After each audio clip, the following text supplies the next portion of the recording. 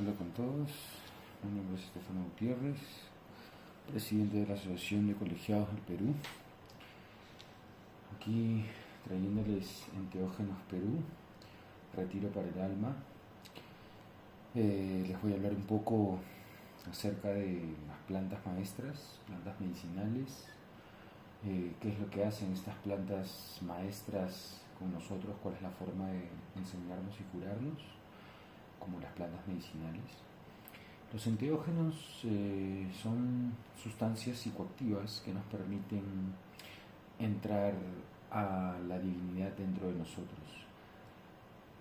Enteógenos, como ven, hay de diferentes formas, ¿no? En la naturaleza lo presenta de manera animal, pueden ver ahí una rana, la rana sale una medicina. Aquí en el Perú tenemos el cambó, usado por las tribus en el Amazonas, las tribus como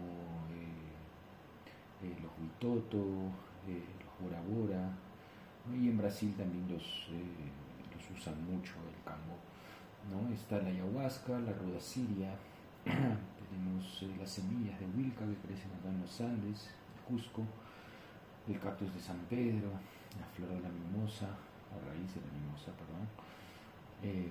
Pero bueno, también tiene propiedades psicoactivas la flor.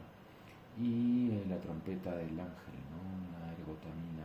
Esta es la planta de la morning glory, le dicen. O, es flor de la mañana, gloria de la mañana.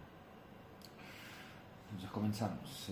Los enteógenos, para hablarles un poquito, resumirlos un poco, proviene de dentro, teo, de Dios, y genos de generar. Esto nos invita a decir que estos enteógenos son sustancias psicoactivas naturales o sintéticas que al ser ingeridas producen un estado alterado de conciencia con propósitos de conexión espiritual y ritualista, ¿no? Ahí, como vemos, pues estas sustancias lo que hacen es alterar nuestra conciencia, ¿no? Y entrar con propósitos espirituales y sacramentales, ¿no? De manera respetuosa, ¿no? Esto ha sido usado de miles de años, tiene uso de estos enteógenos. Entonces, ahí vemos proviene de dentro, teo de Dios y genos de generar o crear, ¿no? Esto nos dice que es de generar el Dios que tenemos dentro por medio de las plantas naturales, ¿no? O psicoactivas. Es un puente al alma y a multiversos donde tu conciencia coexiste, potente expansor de conciencia.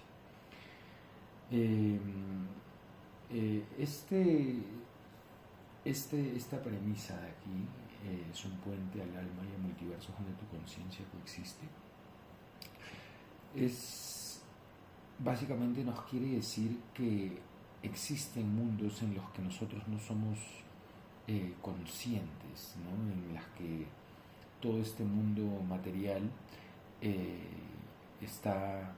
proviene del espacio, ¿no? Ahí entra la mecánica cuántica, ¿no? Que es una ciencia que nos dice que toda la materia proviene de un campo, ¿no? Entonces, este puente al alma es que tu conciencia está entrando a estos multiversos para integrarlo al ser, ¿no? Y de esta manera, cuando la conciencia entra a estos multiversos, tenemos hay una serie de cosas increíbles que está pasando con la mente, con el corazón, con el cuerpo en justo esos momentos, ¿no? Que más adelante voy a explicar, ¿no?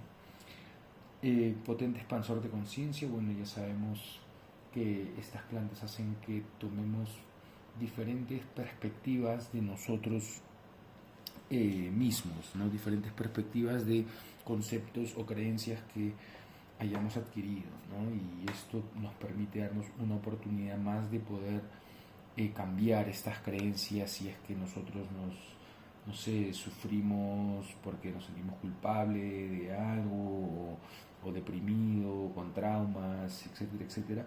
Cuando pasan estas cosas, estas plantas lo que hacen es como darle un update, ¿no? a tu computadora para ver cuáles son las creencias, estas, eh, sí, estas creencias que nos han afectado al cuerpo, ¿no?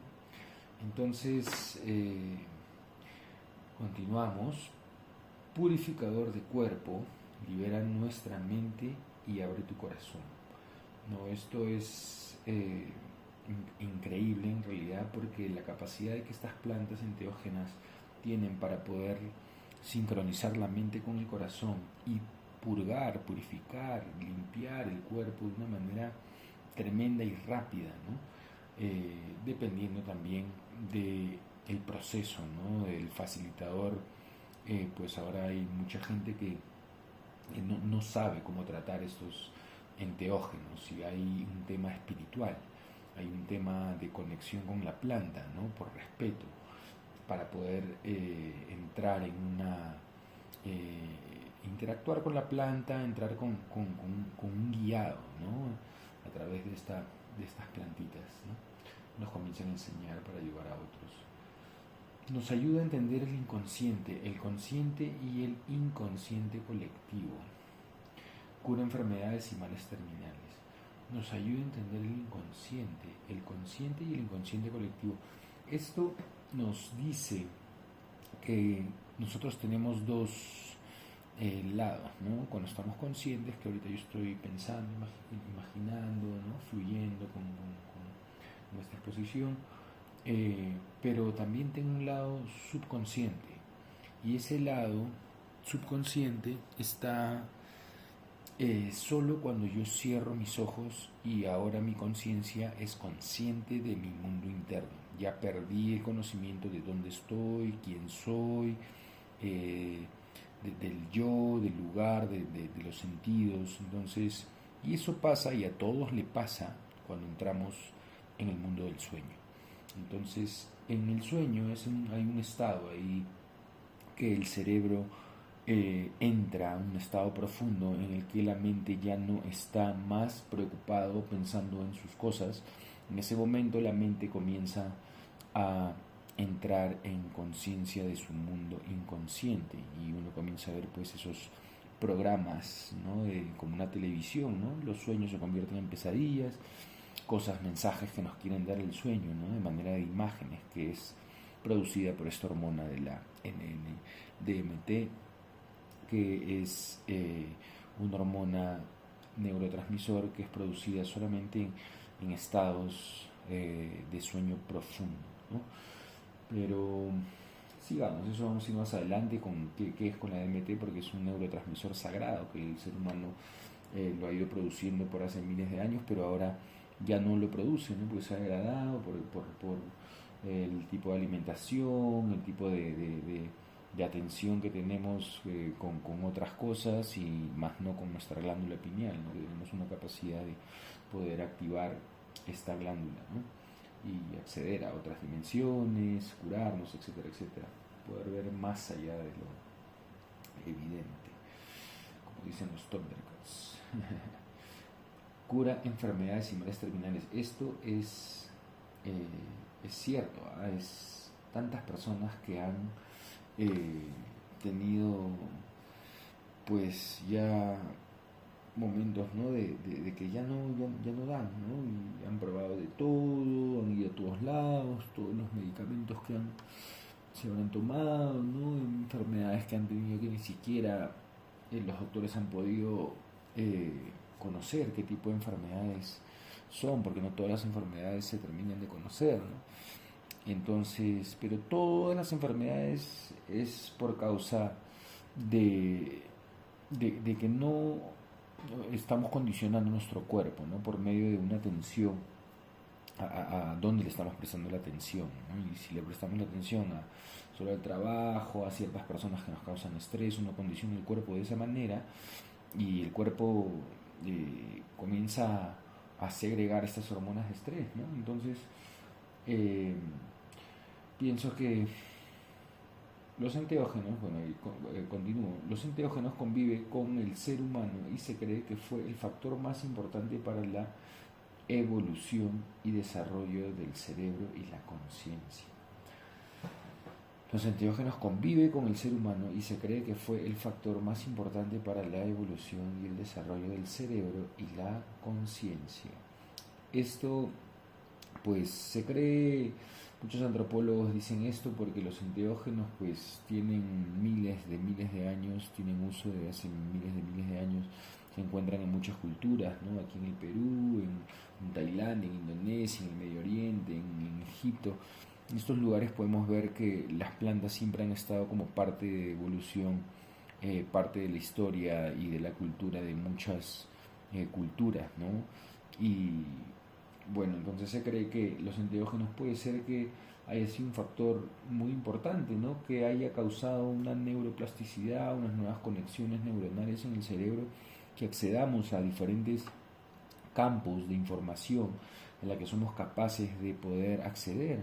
Entonces, eh, el desarrollo del cerebro y la conciencia, ¿no? Eso es lo que ha pasado, ¿no? Entonces, puede ser, ¿no? Que haya pasado, es una teoría, ¿no? Hay una teoría que dice Terence McCann, que es uno de los eh, Einstein de los enteógenos, ¿no? Y él dice, pues, que si probablemente Charles Darwin tiene razón con la evolución del ser humano y la evolución del hombre a través del Australopithecus, el Sapiens sapiens, Neanderthalense, se cree que tal vez estos simios tomaron enteógenos y comenzaron a desarrollar otras capacidades, ¿no? De expandir su conciencia y desarrollar otras áreas del cerebro, ¿no? Sigamos. Perdón, aquí estamos. Datos del psiconauta. El psiconauta es la persona que explora con la conciencia, ¿no? A través de diferentes medios, meditación, usando enteógenos, hipnoterapia, sonioterapia, etcétera, etcétera. Hay muchos estímulos que uno puede entrar en estos estados alterados, ¿no? El psiconauta hace eso, ¿no? Entra a diferentes áreas de la conciencia, diferentes puertas de la percepción. Los registros más antiguos con el uso de enteógenos data desde el Paleolítico hasta mucho antes de la existencia del ser humano. Se cree que el uso de enteógenos en la antigüedad fue el detonante para la evolución en la conciencia y el desarrollo del cerebro. Parece ser que la naturaleza crea muchos mecanismos de defensa por la inconsciencia que tenemos sobre ella. Como ser humano nosotros le hacemos daño, ¿no? A la Tierra, ¿no? Entonces al tomar estos enteógenos estamos expandiendo la conciencia a tal punto de evolucionar con ella. Esto es hermoso, ¿no? Que la naturaleza misma crea diferentes tipos de plantas y tanto medicinales para curarse, pero también maestras para que te enseñen y te des cuenta del programa en el que te encuentras, de los ciclos en los que te encuentras, del trabajo que elegiste o la pareja que elegiste, o etcétera, etcétera, que uno comienza a sufrir, ¿no? Porque no se da cuenta que está atrapado, él está eligiendo no lo está eligiendo con el corazón, no está yendo en contra de su corazón. Entonces, a veces uno está trabajando pues 10, 20 años en un trabajo que no quiere, ¿no?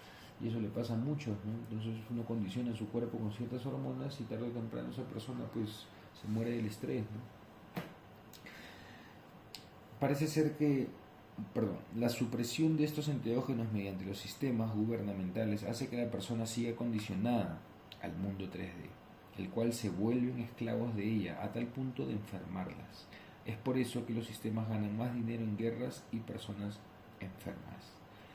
Y eso es totalmente cierto, ¿no?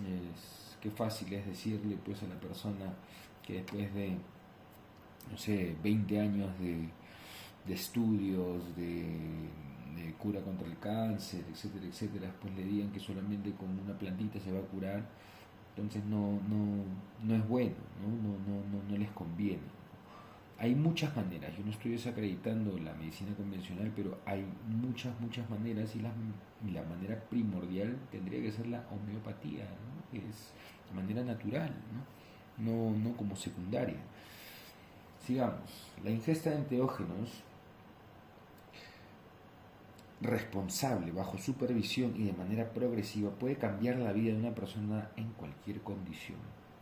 Uf, tengo más de 10 años de experiencia con el uso de enteógenos y facilitando estas plantas a muchas personas que sufren de depresión, ansiedad, epilepsias, enfermedades neuronales, tienen dolores crónicos, migrañas, insomnio, tienen diferentes tipos de problemas a los que con un tratamiento progresivo, de acuerdo a una supervisión, ¿no? Porque son sustancias súper fuertes, ¿no? Pero si se le tiene un seguimiento, ¿no? Se regula esto, ¿no? Se pesa, ¿no? La medicación y todo esto, uno puede pues curar y cambiar su vida porque te está curando el cuerpo, cambiando la forma de pensar, la forma de sentir.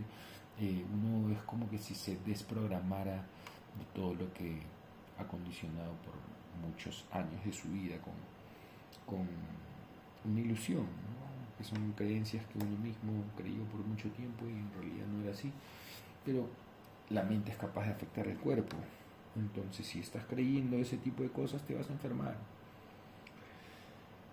Clasificación de enteógenos más comunes: triptaminas y las feniletilaminas o fenetilaminas. Las triptaminas son una familia proviene del triptófano, ¿no? Es un aminoácido esencial que nos permite fabricar nuestra propia serotonina, ¿no? Entonces las triptaminas se encuentran en muchas formas, ¿no? En la comida, pero en la comida lo usa más como una proteína la triptamina, más no como un neurotransmisor cuando es usada por medio de plantas maestras. Entonces un neurotransmisor lo que hace es un mensajero, ¿no? Comienza a activar células neuronales que están dormidas, inactivas, y las comienza a despertar, ¿no? Entonces las triptaminas nos ayuda a segregar diferentes neurotransmisores, ¿no? Como dopamina, serotonina, endorfinas, melatonina, etcétera, etcétera, que son producidos por estados de conciencia, estados emocionales, ¿no? Las triptaminas, podemos ver el LSD, que es la dietilamina del ácido lisérgico proveniente de el centeno, ¿no? De la familia del maíz. La DMT, que se encuentra en muchas partes, en realidad en todas partes, se encuentra en el mundo mineral, en el mundo vegetal, en el mundo de los hongos. Inclusive nosotros lo segregamos cada vez que morimos, nacemos o soñamos, ¿no? Y dicen que se encuentra la mayor parte en los pulmones. Psilocibina es el 4-PO-DMT. La psilocibina proviene de los hongos mágicos que crece en el estiércol del cebú, ¿no? Y está en todas partes del mundo, crece en todas partes, ¿no? Yo a veces en las épocas de lluvia camino por las montañas a recoger hongos, ¿no? Y me los voy comiendo, ¿no? Limpiando, me los voy comiendo, caminando por las montañas y entrando pues a otros estados más allá de la materia, ¿no? Que me ayudan a poder curar mi cuerpo, entrar a planos pues trascendentales del ser, que alcanzo llegar a un amor verdadero con la naturaleza, ¿no? con mi familia, entre un perdón, respeto, redención, tantos estados que nos llevan. Seguimos, la ibogaína. La ibogaína tiene un uso en África, en Sudáfrica muchas tribus lo usan para entrar también a estados de trance donde el alma pues puede percibir el mundo espiritual, muy parecido a la ayahuasca, pero no tanto. Bogaína ahora actualmente la trabajan mucho para adicciones, es lo mejor. Yo curo mucho también personas con adicciones, pero con DMT y psilocibina más que todo. La ayahuasca, que es una planta, un brebaje, ¿no? De dos plantas, la liana de ayahuasca, Banisterios ipscapi, y la planta chacruna, Psychotria viridis. La ayahuasca como brebaje es una planta súper poderosa, contiene DMT también, es una triptamina, ¿no? Y le dicen el cordón de los muertos, ¿no? El cordón de los espíritus, porque nos traslada a estos planos astrales, ¿no? Tiene usos de antigüedad, no se encuentra, ¿no? Data de generaciones en generaciones. Como un brebaje de dos plantas en la selva van a poder saber los indios de que la mezcla de estas dos plantas producen esta esencia espiritual, ¿no? Me parece que alguien les ha dicho. Bueno, anahuascas.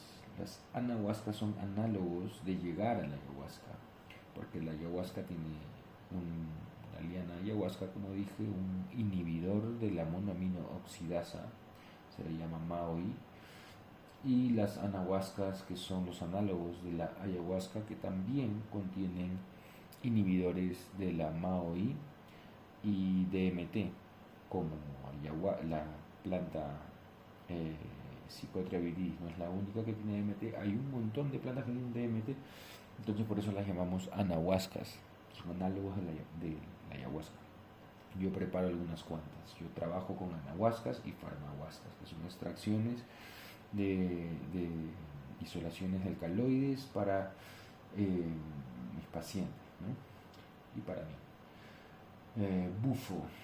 El bufo, el bufo alvarius es un sapo que proviene de Sonora, en México. Lo usaron los aztecas, los mayas. El bufo es el 5-MeO-DMT, ¿no? Y es llamada la molécula de Dios, probablemente la sustancia más poderosa encontrada en el planeta hasta hoy en día. Antes que la Wilca, que esto está aquí en los Andes y es lo más poderoso que se ha encontrado hasta hoy en día. Entonces, las armalinas o IMAO. El IMAO es el inhibidor de la monoamino oxidasa. Las armalinas se encuentran en plantas como la liana de ayahuasca, una vez más, es el inhibidor de la monoamino oxidasa, y la chacruna o Psychotria viridis es la que contiene DMT, que hace que active por la ayuda de la liana, ¿no? Entonces las armalinas son sustancias que se encuentran en muchas otras plantas. La pasiflora, está el tumbo, está el loto azul, está la ruda siria. Hay diferentes plantas que ayudan a activar el DMT endógeno o DMT de exógeno por otras plantas, ¿no? Las feniletilaminas son sustancias que nos llevan a sentir, a conectar el cuerpo, ¿no? El San Pedro, mescalina, peyote, mescalina, el 12B, el MDMA y la coca. Estas sustancias y plantas lo que hace es entrar en una conexión con el cuerpo, eh, a generar más dopamina. En realidad eso es lo que hace las feniletilaminas, ¿no? Cuando uno genera más dopamina, uno está pues entrando en estados de placer, ¿no? Y a veces las personas depresivas o las personas con desorden con una enfermedad neurológica como el Parkinson es por la falta de este neurotransmisor, ¿no? Entonces las feniletilaminas nos ayudan a desarrollar este neurotransmisor de la dopamina y también la norepinefrina. La MDMA es ilegal, obviamente, aquí, y la 12B también, pero hacen uso de estas medicinas en Estados Unidos por otras universidades en las que pueden y clínicas, ¿no? Como MAPS, ¿no? Es una organización mundial sin fines de lucro donde apoyan a las personas y las curan con este tipo de métodos, ¿no? Con este tipo de sustancias, pero son eh, reguladas, ¿no? Como digo, yo no trabajo con eso. Coca, ¿no? La hoja de coca, que es un poder, es la planta más completa en vitaminas, proteínas, minerales. Puedes vivir nada más comiendo coca. Mañana he estado comiendo coca, casi todo el día. Y bueno, acá vamos a dar una pausa porque entramos a las plantas exclusivamente, cada una de ellas, ¿no? Como esta es la psilocibina, que proviene de los hongos mágicos, ¿no? El 4-PO-DMT. Bueno, ya les voy a dar una continuación. Les agradezco por estar conmigo, estar con todos ustedes. Vendrán otros más ponentes a participar en este congreso. Así que los invito a que sigan con nosotros y les mando un fuerte abrazo desde Cusco, Perú. Hasta luego.